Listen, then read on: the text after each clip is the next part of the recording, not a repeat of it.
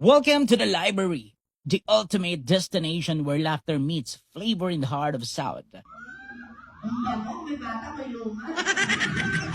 Since 1986, they've been serving up unforgettable nights of comedy and delicious cuisine. And tonight, we're taking you behind the scene. Get ready to indulge the feast for the senses. Savor of our iconic light succulent gambas and enjoy of our one-of-a-kind sisig, French fries, and many more. Let's dive into our lechon kawali, pancit canton, and more even dishes crafted with passion and perfection. Now let's hear from the man behind this magic, Andrew De Real, also known as Mamo in the showbiz industry. He'll show fascinating stories and insights about the library, rich history, and vibrant atmosphere. Nandito tayo ngayon sa The Library.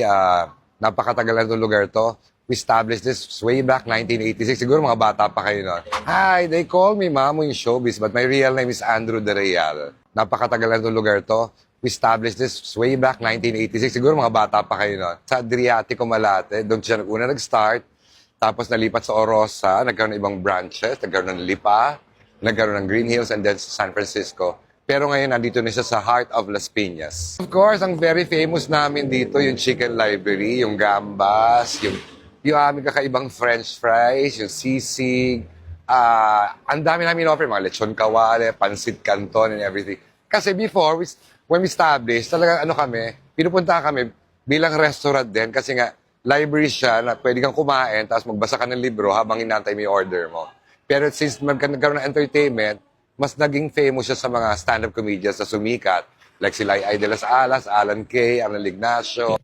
Alam mo ba guys, the first time ko lang din pumunta rito sa The Library. First time ko pumunta sa comedy bar. Alam mo, napakaganda ng experience ko dito guys. Bukod sa hindi ka na maboboring guys, busog ka pa sa mga masarap na pagkain. Kaya nga guys, napadayo nga kami dito ng mga tropa kasama yung mga iba't ibang mga performers dito sa The Library. At alam nyo ba guys, nagaling din dito. Sila Vice Ganda, sila Arnel Ignacio, sila Poo, at marami pang stand-up comedians na sumisikat na sa TV ngayon. Isa sa mga mararecommend ko dito guys, kung pupunta kayo dito guys, maganda yung ambient, naka-air condition yung room, and at the same time guys, napakalamig ng location. Malawak na rin yung parking guys, kaya mas maginhawa talaga yung pagbibisita nyo rito. Speaking of pagkain naman guys, hindi rin papahuli yung kanilang nachos guys na napaka-crunchy.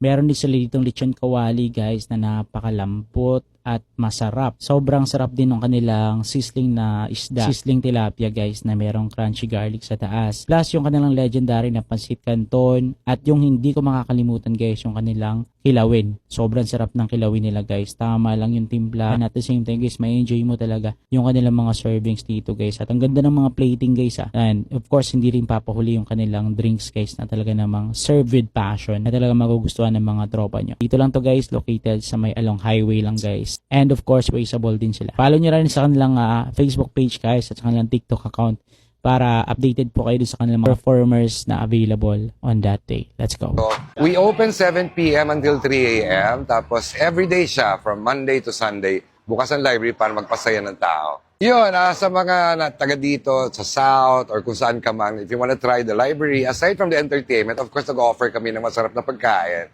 At saka mag-enjoy kayo, so masaya na kayo, busog pa kayo. At syempre, andito na rin tayo, wag na tayo magpahuli guys. Makijam na rin tayo guys para mas ma-experience natin kung gaano kasi talaga mag-comedy bar, lalong-lalo dito sa The Library. Let's go!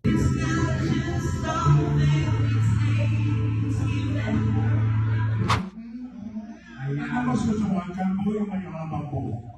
Parehas. Mayamang po dito ba yun?